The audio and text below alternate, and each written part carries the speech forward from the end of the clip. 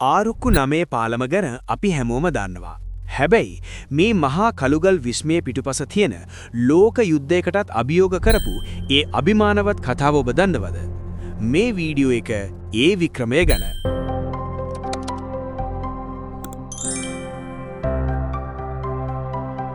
යක්ෂ වෙස්ගත් මිනිසා සහ බ්‍රිතාන්‍ය මිතුරා.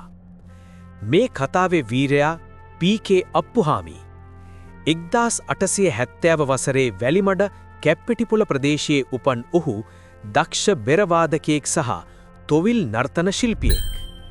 දිනක් තොවිලයක් අවසානයේ යක්ෂවෙස්ගෙන පාරේ යමින් සිටි අප්පුහාමිව දැකලා දුම්රිය මාර්ගයේ හදන්නාපු බ්‍රිතාන්‍ය නිලධාරියෙක් මරණ බියෙන් ගෙහුණාලු. පසුව ඇතිවුණු මිත්‍රත්වයේ මත අප්පුහාමි මේ වැඩබිමට කම්කරුවන් සපයන භාස්වරයෙක් ලෙස සම්බන්ධ වුණා. ලෝක යුද්ධය සහ යකඩ නැති අර්බුදය.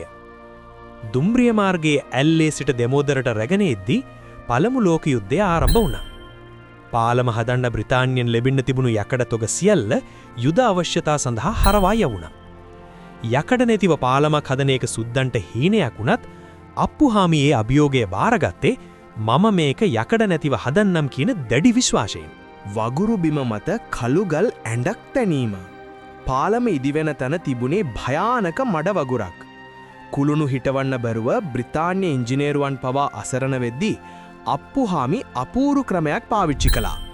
ඔහු කඳු මුදුන් වල ඉඳන් විශාල කළුගල් පර්වත පහළට පෙරලන්න සැලසූ අතර ඒ පර්වත මඩ පතුලේ තැන්පත් වෙලා ශක්තිමත් ගල් ඇඳක් නිර්මාණය වුණා. කිසිදු යකඩයක් පාවිච්චි නොකර කළුගල්, ගඩොල් සහ සිමෙන්ති පමණක් යොදාගෙන ඔහු මේ විස්මය නිම කළේ වසරක් වැනි කෙටි කාලයකින්. ජීවිතය පරදුවට තබා කළ සහතිකය. යකඩ නැතිව හැදුණු පාලම ගැන බ්‍රිතාන්‍යයන්ට සැකයක් තිබුණා. එතනදී අප්පුහාමි කළේ ලෝකේම මවිත කරපු වැඩක්.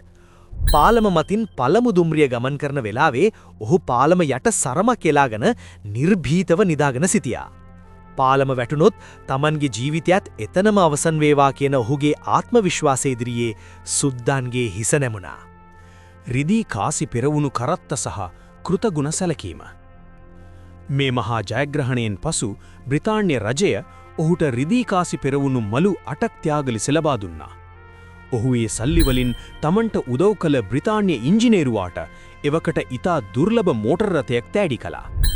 පරබැද්ද සහ පුරන්වෙල ගම්මානවලට දින 2ක් පුරා මහා දානයක් දීලා සෑම ගම්වැසියෙකුටම රිදී කාසිය බැගින් තෑගි කළා.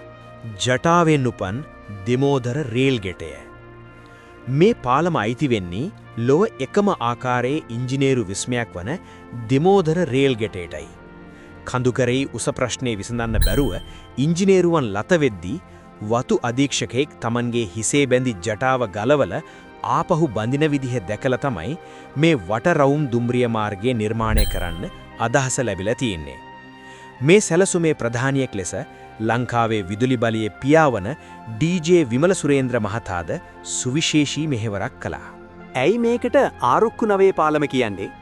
පාලමයට සිට ඉහළ බලන විට ආරුක්කු 9 හරහා අහස නවවතාවක් දර්ශනය වන නිසයි මෙය අහස් 9 පාලම හෙවත් බ්‍රිජ් ඉන් ද ස්කයි ලෙස හැඳින්වෙන්නේ.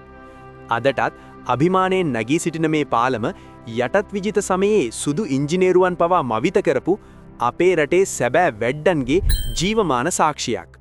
ඉතින් වීඩියෝ එක ගැන මොකද හිතෙන්නේ? පහලින් කමෙන්ට් එකක් දාන්න. ඒ වගේම මේ වීඩියෝ එක තවත් කෙනෙක්ට නරඹන්න ෂෙයා කරන්න. අපි තවත් මේ වගේම වීඩියෝ එකකින් ඉක්මනට හමු වෙමු. ඔබට සුබ දවසක්.